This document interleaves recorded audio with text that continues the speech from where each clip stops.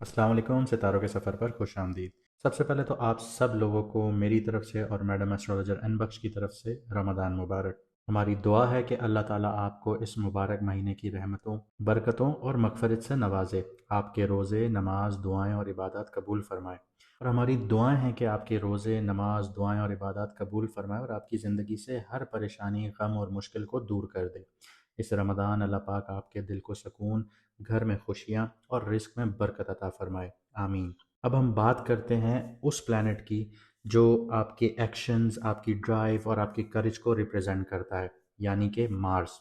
ये जब पॉजिटिव होता है तो इसके पॉजिटिव होने की कुछ अलामात ऐसी हैं कि ये बहुत बोल्ड बनाता है इंसान को, डिटर्मिनेशन देता है, एनर्जी देता है, लीडरशिप क्वालिटीज़ देता है और किसी भी चीज़ को इनिशिएट करने की एनर्जी देता है, जो हम सबको लाइफ में आगे बढ़ने और अपने गोल्स को अचीव करने में मदद देती हैं। लेकिन जब मार्स नेगेटिव होता है तो वो कुछ चैलेंजेस भी क्रिएट करता है, जैसे इम्पल्सिवनेस हो गया, ईगो क्लैशेस हो गए, बेसब्रापन हो गया या फिर रैश डिसीजंस के तौर पे वो सामने आती हैं चीज़ें। और अगर इनको कंट्रोल में ना रखा जाए तो टेंशन्स बढ़ना शुरू हो जाती हैं ज़िंदगी में, कॉन्फ्लिक्ट्स देखने को मिलते हैं, हर एक दूसरे से आप लोग लड़ना शुरू कर देते हैं, आपकी अपॉर्चुनिटीज़ मिस होना शुरू हो जाती हैं। तो यहाँ पे मार्स बहुत इम्पॉर्टेंट रोल प्ले करता है आपकी कुंडली जायचा या बर्थ चार्ट में। इस वीडियो में हम एक्सप्लोर यही करेंगे कि मार्स का जो ट्रांजिट है एक्वेरियस में 23 फरवरी 2026 को जो हो रहा है, वो आपके लिए क्या इम्पैक्ट लेकर आएगा आपकी पार्टनरशिप्स में, करियर में, हेल्थ में, आपकी लव लाइफ में, आपकी पर्सनल ग्रोथ में।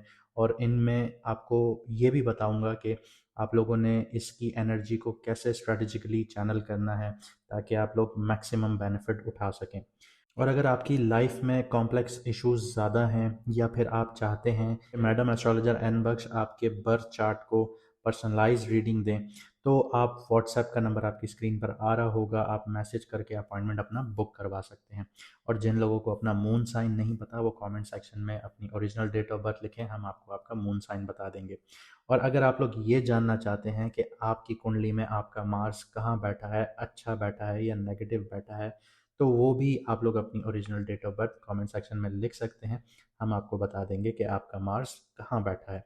तो आइए देखते हैं कि आपके ज़ोडिएक के लिए, यानी आपकी राशि, आपके बुर्ज के लिए मार्स का जो ट्रांजिट है एक्वेरियस में वो कैसा रहेगा। अब बात करते हैं टॉरस मून साइन वालों की, यानी कि वृषभ राशि, यानी कि बुर्ज सौर वालों की। मार्स का जो ट्रांजिट है वो आपके 10th हाउस में हो रहा है, यानी कि अब कंफर्ट चाहिए या ग्रोथ। सवाल ये है आप लोगों से, कमेंट सेक्शन में जवाब दीजिएगा कि आपको क्या चाहिए।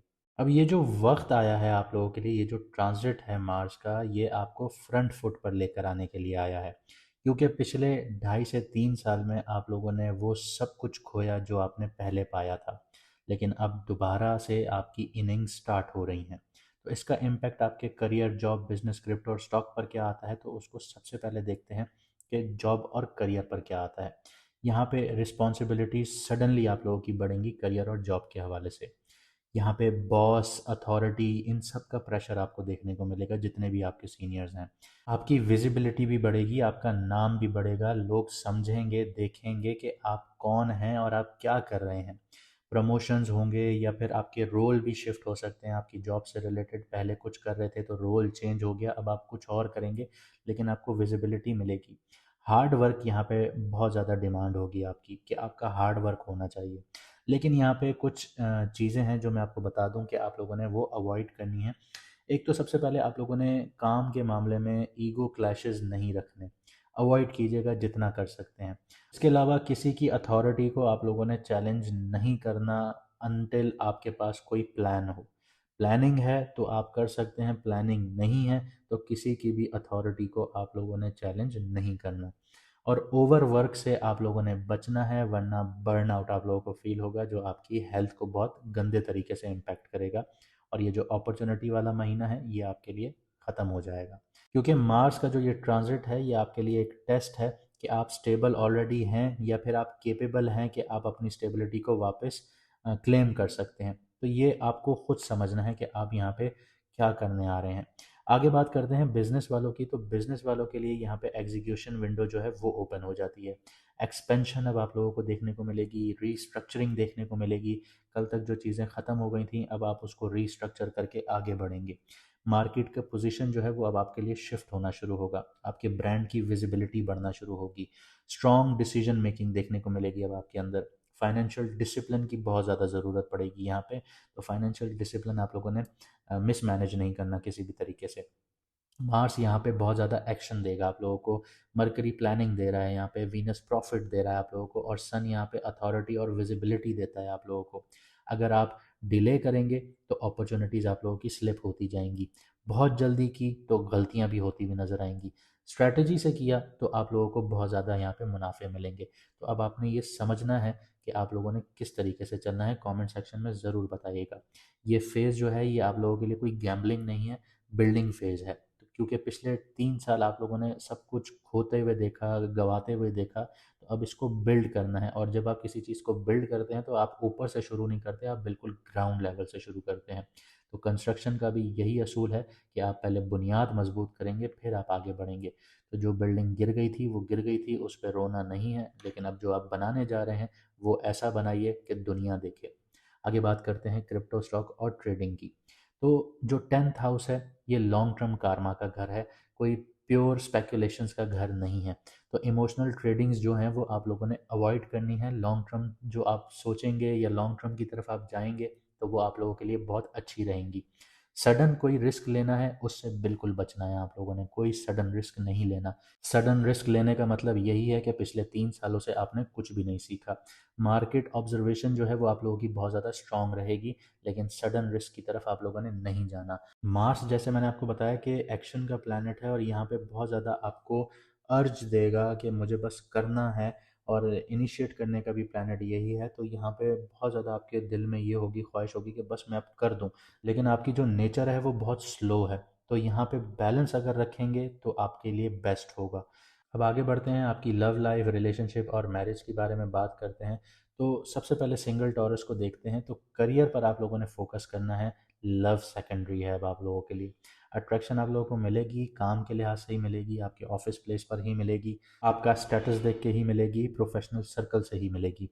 स्टेबल मिलेगी लेकिन स्लो कनेक्शन बिल्ड होगा। अब वीनस क्योंकि यहाँ पे प्रेजेंट है तो अट्रैक्शन आप लोगों को ज़रूर मिलेगी, लेकिन मार्स और सन भी यहीं पे होंगे तो प्रैक्टिकल आप लोगों को टोन ज़्यादा मिलेगी। अब उनकी बात करते हैं जो ऑलरेडी रिलेशनशिप में हैं। तो पार्टनर आप लोगों का अब कंप्लेन कर सकता है कि आप बहुत ज़्यादा बिजी हैं, आप टाइम नहीं दे रहे। इमोशनल टाइम आप लोगों के लिए कम हो सकता है इस टाइम पीरियड में। डोमिनेंसी या फिर कंट्रोल टोन जो है वो देखने को मिल सकती है आप लोगों की रिलेशनशिप में। कम्युनिकेशन बहुत ज़्यादा ब्लंट हो सकती है आप लोगों की। यहाँ इशू आपके प्यार का नहीं है, प्रायोरिटी का यहाँ पे इशू होता है। तो अगर आप लोग कॉन्शियसली बैलेंस रख सकते हैं तो बॉन्ड बहुत ज़्यादा स्ट्रांग होगा, और अगर आप लोगों ने इग्नोर किया तो इमोशनल गैप आप लोगों को रिलेशनशिप में देखने को मिलेगा, और फिर बाद में यही सुनने को मिलेगा कि तुम चीट कर रहे हो या तुम चीट कर रही हो। तो आगे बढ़ते हैं, उन लोगों की बात करते हैं जो मैरिड हैं। तो फाइनेंशियल प्लानिंग या फिर अब आप लोगों की फ्यूचर से रिलेटेड बातें बहुत ज़्यादा होना शुरू होंगी, रिस्पॉन्सिबिलिटीज़ बहुत ज़्यादा शिफ्ट होना शुरू होंगी आप लोगों की। और स्टेबिलिटी वर्सेस जो एम्बिशन डिस्कशंस हैं, यानी क्या गोल्स हैं, कैसे करना है, कैसे स्टेबिलिटी लानी है, इस तरह की डिस्कशंस बहुत ज़्यादा देखने को मिलेंगी। पार्टनर को रीअश्योरेंस चाहिए कि आप उसके लिए खड़े हुए हैं, आप पीछे नहीं हटे, तो ये यहाँ पे देखने को मिलेगी।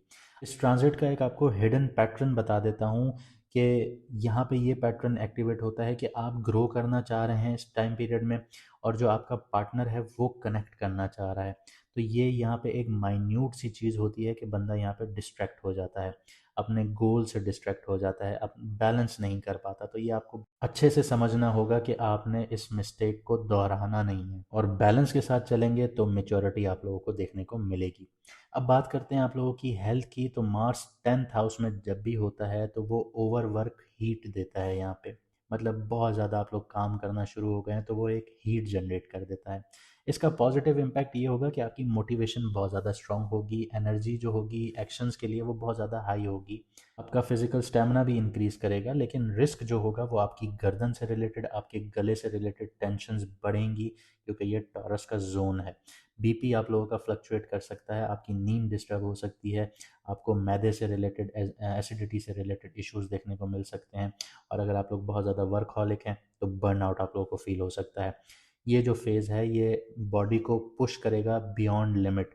तो यहाँ पे ध्यान बहुत ज़्यादा ज़रूरी है आप लोगों के लिए। उम्मीद करता हूँ आप लोग समझे होंगे और आप अपनी ज़िंदगी को बेहतर बनाएंगे, और हमें उम्मीद है कि आप अपना प्यार वीडियो को लाइक करने की सूरत में ज़रूर दिखाएंगे और कमेंट में अपनी राय ज़रूर बताएंगे, और अपने दोस्तों यारों के साथ भी वीडियोस को शेयर कीजिए ताकि उनको भी लाइफ में सही डायरेक्शन मिल सके और वो आगे बढ़ सकें। मुझे दीजिए यहाँ से इजाज़त, मिलते हैं अगली वीडियो में सितारों के सफ़र पर।